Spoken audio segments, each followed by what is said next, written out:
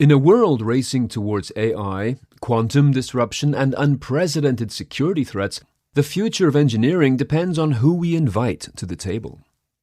Sometimes the spark that changes a life and strengthens an entire industry comes from a single voice of encouragement. In this episode, we sit down with Deborah Theriault, Crypto Engineering Management Director at Thales, whose journey from a math-obsessed student to a leader in mission-critical security engineering reveals what truly drives innovation. Curiosity, courage, and the power of seeing what's possible when someone believes in you. I'm Steve Prentice, and this is the Thales Security Sessions podcast.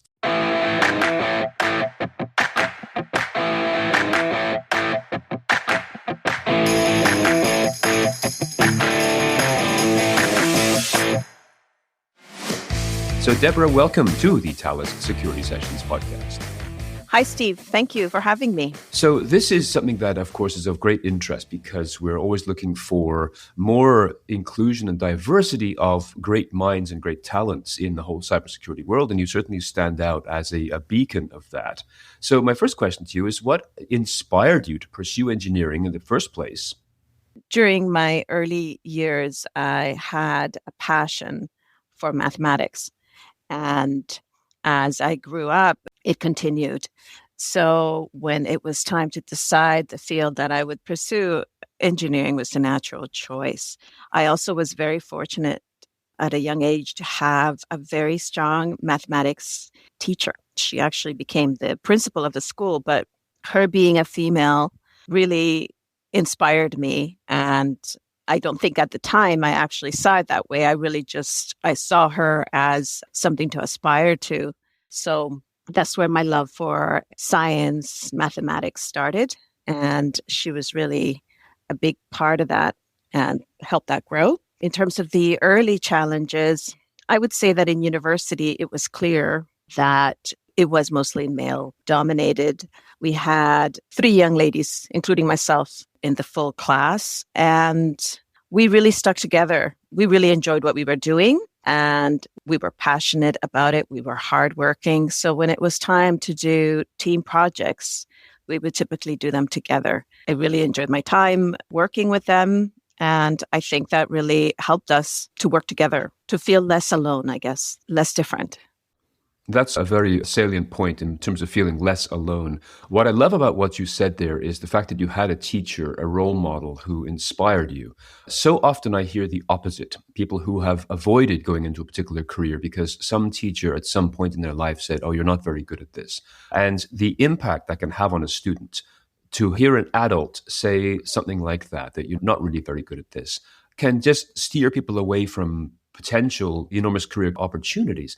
So it's delightful to hear that you had a role model like that. And I say that because the people who listen to this podcast obviously are specialists in cybersecurity and data security generally, but they're also, of course, people with families and others in their lives who can be those kinds of sources of influence.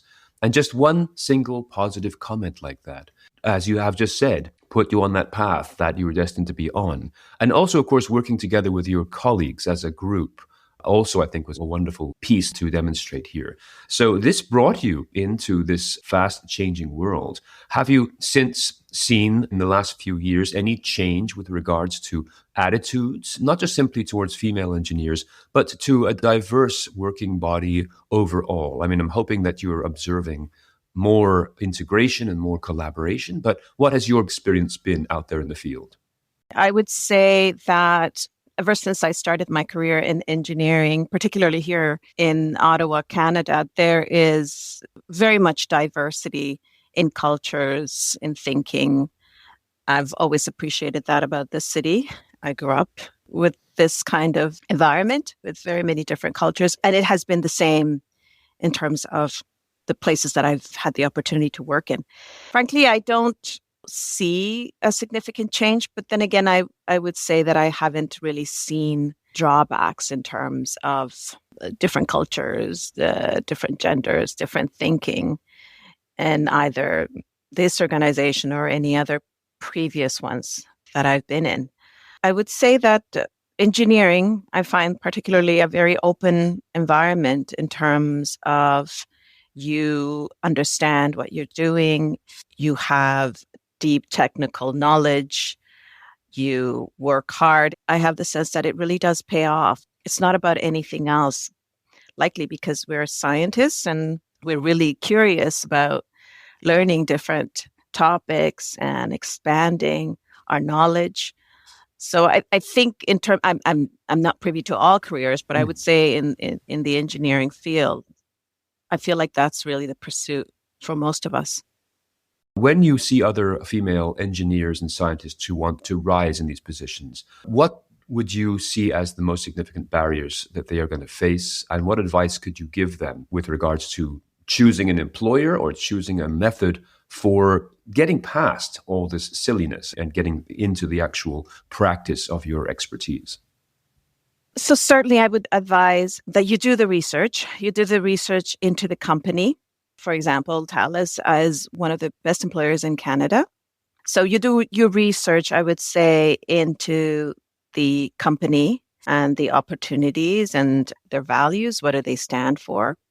And then, of course, when you are interviewing, I think you really need to have an open dialogue and really get a sense during the interview of what kind of culture the team has, that organization has.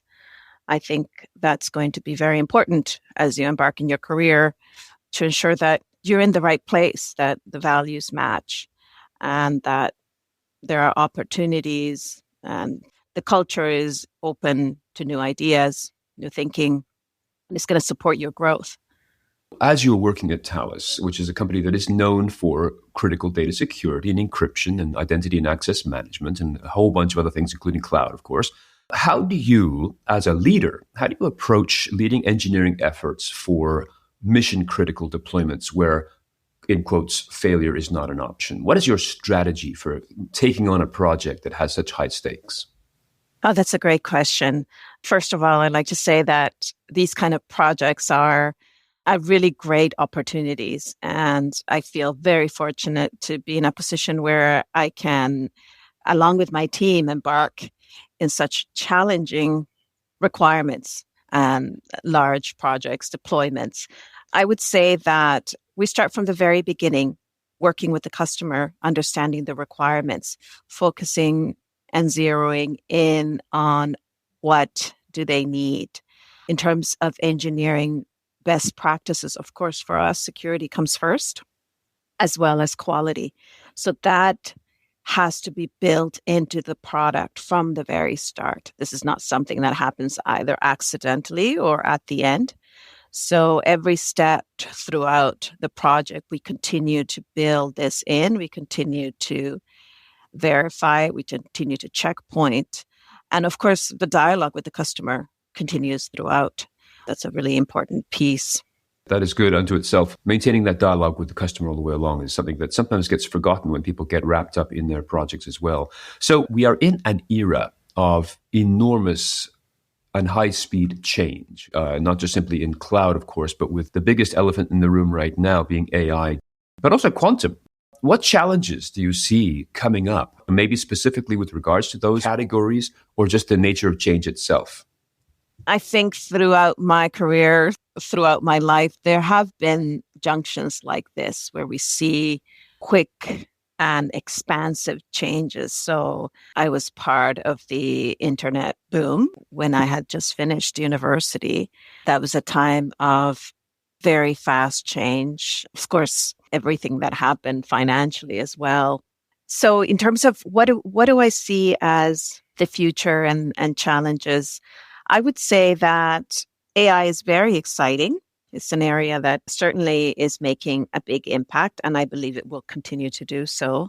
I think that what's going to really stand out in terms of engineering will be critical thinking and the ability to be able to use such tools the best way that we can in terms of our products, our solutions, our everyday work.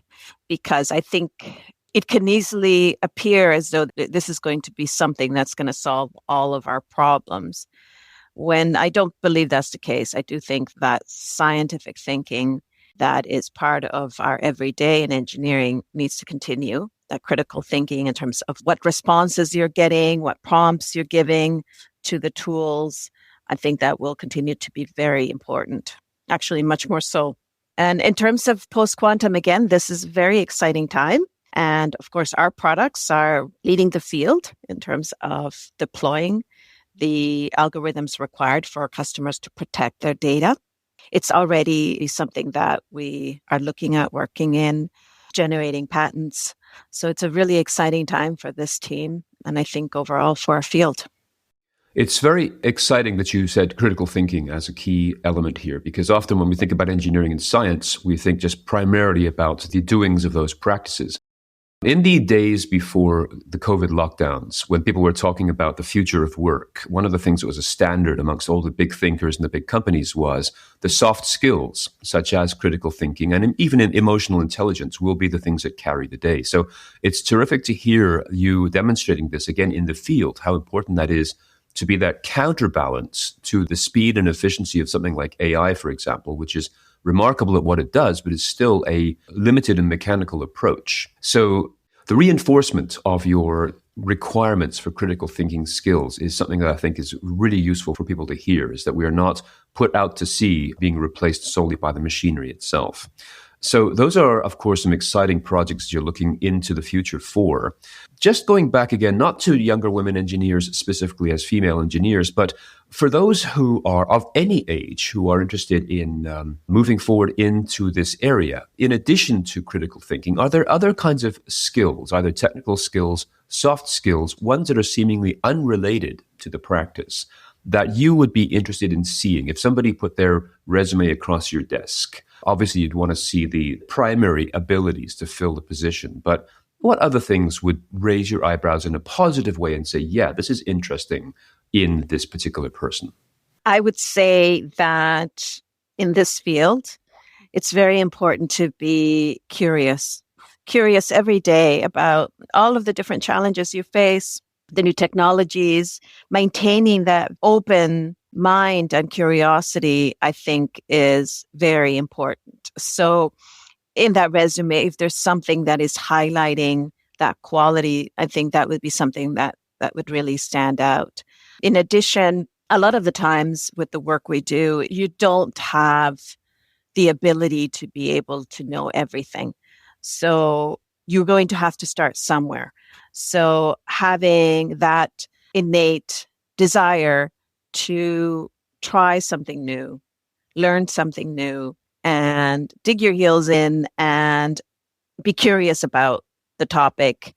And of course, we really pride ourselves in having a really great team here of colleagues that are able to support each other. So I think collaboration is also really important. Having the ability to learn and specialize your skills, while at the same time having the ability to know when it's time to reach out and look for support, as well as having the ability to provide support to your colleagues, so sharing your knowledge with others, expanding our group as a whole and elevating us all together. I think that would be something really important to see in the resume. So if there was something in there that would speak to sharing their knowledge, being open to new ideas, being open to learning new concepts, able to navigate when you don't really have all the answers and you need to find them and work, of course, as part of a larger team. It reminds me of something that Satya Nadella was quoted as saying, which is today's leaders don't need to be know-it-alls. They need to be learn-it-alls, right? So it's just that willingness to learn. This is something that I think people are discovering. So it leads to the next question, which is that simply about leadership, right? Because you've now described important issues like curiosity and tenacity as well, the willingness to dig in your heels and take something on and be willing to learn and be willing to recognize you don't have all the answers right now. Those, again, are excellent personal attributes for any engineer and scientist. But what about the leadership challenges? Because a lot of people who go into this field are perhaps focused on the data, focused on the process, focused on the science, but may not be people. They may not have that sense of the emotional awareness of the people that they lead in a team. Have you observed great examples? You don't need to give any names, of course, but great examples, role models of great leaders in the scientific and technical fields that would deliver some attributes that, again, other leaders interested in developing their skills would benefit from right now? Absolutely. I've been very fortunate throughout my career to have some fantastic leaders that I think have really helped to shape the way that I behave and work with my teams today. I would say one of the key abilities that I have seen is to get an understanding of the person. When you are working with a team, it's easy to make assumptions and to expect the same of everyone in your team. I think what's really important is to work with the individual, understand what it is that they're looking for. What are they really passionate about? Which areas would they really excel in? Which areas they need to focus on to hone their skills? I think treating each and every individual in your team as unique, that brings a really key part of a puzzle. I think that's been one of the most critical skills that I've seen in others and I've tried to mirror. Isn't that wonderful? Because what you're doing there is changing the perspective of a leader from someone who is like pulling a crowd along towards a goal to actually being immersed in that crowd to understand the individuals. I mean, that is the essence of great leadership, certainly. But the way you described it is just perfect. Oh, thank you. That it's focusing on the individuals and their needs and their passions, as you said. But this, again, is often overlooked or underserved when you have subject matter experts and, of course, tight timelines and high pressure. So this offers a very broad and complete spectrum of advice. Is there anything else you would like to give to our listeners in addition to what you have already shared? If it has not come across throughout the podcast, I'd like to highlight how amazing this profession is. So a career in engineering for me has been incredibly rewarding, having the opportunity to work with a very passionate, intelligent group of people that are releasing incredible products to the market that are helping people in their everyday lives, as well as the opportunity to learn about so many different concepts and technologies, and being able to do that every day. It has been incredibly rewarding for me, and I would encourage anybody that is interested in being in a field where you're able to come in every day and face many challenges indeed, but also are able to learn about the most cutting technology, work with a great team of people. For me, it has been truly rewarding. Deborah, it has been an absolute pleasure learning from you and hearing your experiences and your incredible wisdom for how people can pursue their careers going forward. Thank you so much for joining us here today on the Thales Security Sessions podcast. Thank you, Steve. It's been an absolute pleasure. This has been a great discussion, and I look forward to doing this again sometime. Deal. Absolutely. Remember, if you like what you hear, be sure to subscribe and tell a friend or a colleague or a client or all of them about the Thales Security Sessions podcast. We will be back again soon with another episode and another discussion on the topics that you need to know about to successfully carry on in the business of information security. Until then, I'm Steve Prentice. Thanks for listening.